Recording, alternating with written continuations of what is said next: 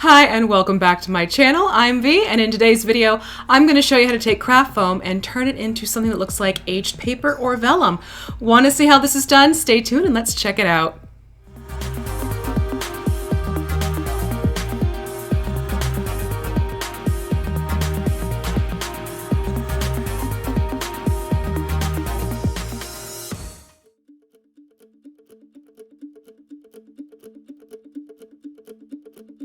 For this project, you will need white craft foam. I actually opted to get a roll of foam as opposed to sheets of foam, simply so I could play around with sizes. If you're looking to make something larger, I definitely recommend going this route, as it will be the more cost-effective method of doing so. You can find these in craft stores. You can also find these online at Amazon.com.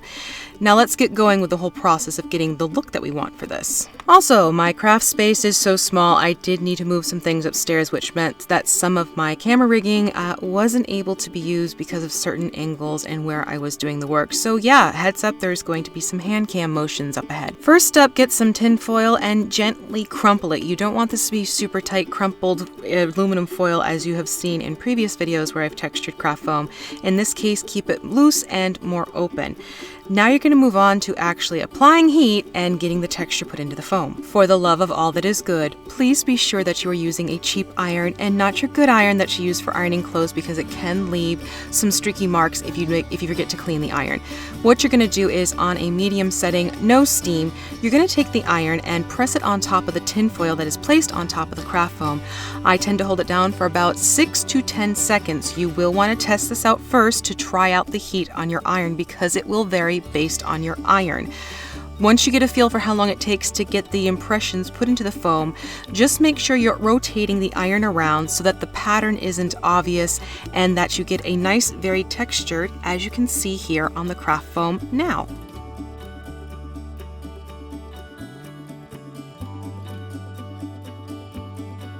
Regardless of the actual size for your particular project, I recommend using a very dulled pencil, not mechanical, just a traditional pencil, to make your marks, and then you'll be able to cut out the shapes and sizes that you need. The reason why I'm recommending this style pencil is because it will not cut into the foam and leave extra marks just in case you need to adjust what you've done.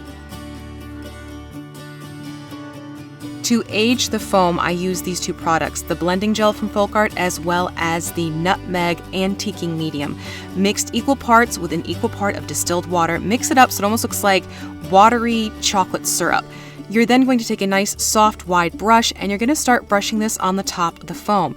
Now here's the thing, you don't have to be sure that everything is even coverage. In fact, uneven coverage in this case is good. Do be sure you get around the edges as well while you are painting this on. Again, just move the paint around and you're going to find it's very light and watery.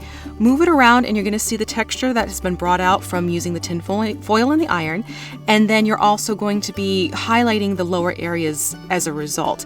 So get it well covered. Again, you don't have to worry about it being perfectly blended, because the next step is where you really get this aging detail added in. Once you're done getting the paint on the surface, take a paper towel or a napkin, lightly crumple it so it almost looks like a flower, and then turn it down. You're going to blot this napkin or paper towel on top of your piece of craft foam. And as you can see here, it starts adding a textured look to the piece, and it also is what starts creating that aged paper, aged vellum look. Make sure you do this to the one side, allow it to dry completely, and then you're going to flip over and do the other sides of your project. As you can see, you really do get a nice variety of textures and look simply using this process to get this aged effect going. I do recommend that you also use this Mod Podge Ultra and Matte just to seal this layer of the paint on before moving on. In terms of creating a map, I actually printed out something on my computer and cut it out to size. Then what I did is, using Mod Podge Matte straight up, not watered down or anything, I took a wide paintbrush and I basically spread the Mod Podge over an area that I knew would take the size of the map I was adding onto the craft foam. Once you have that shape and general size figured out, Place your cutout on top of the foam over the Mod Podge area.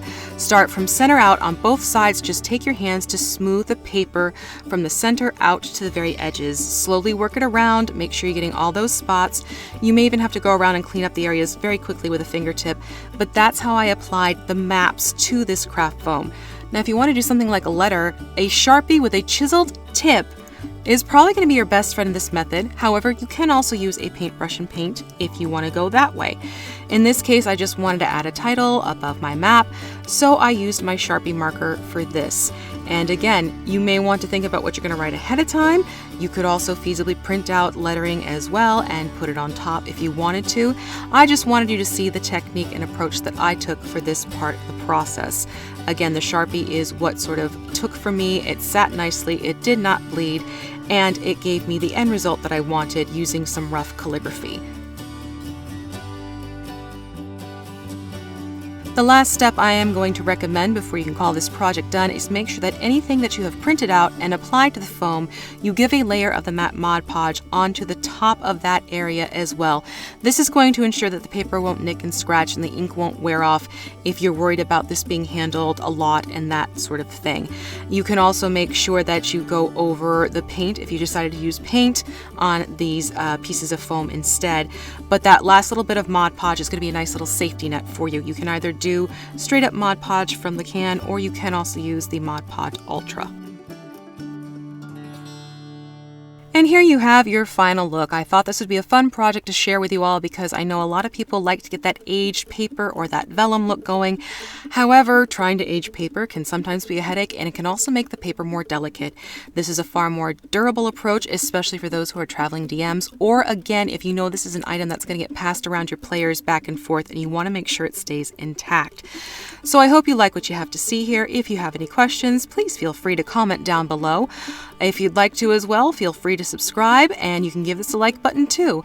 I look forward to bringing you another craft soon. Until then, take care everyone. A warm welcome to Channel Champion PJ, as well as Premier Patron Eric M. Thank you so much, gentlemen, for joining the Patron community, and I look forward to interacting with you guys soon. I hit the record button. Yes? Hey! Hello. Hello. Did you just say hello? No, I said hello. What? Come on, Labyrinth. If you don't know Labyrinth, I don't know you. Go watch David Bowie. Muppets. It's good stuff. You remind me of the babe. What babe? The babe with the power. The power of voodoo. Hoodoo. You do what? Remind me of the babe. I saw my baby. This. I had caffeine, and far too much of it. No, I'll be ready for Camp Trail tonight, that's for sure. Can you hear this? Can you hear this crazy wind? Hold on. Major gainage.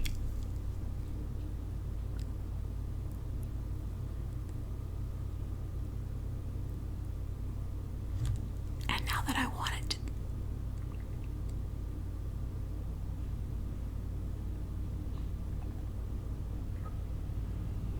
Okay, well that was a truck. This wind is nuts. It's the banshee wind. And I swear it knows when I'm trying to record it.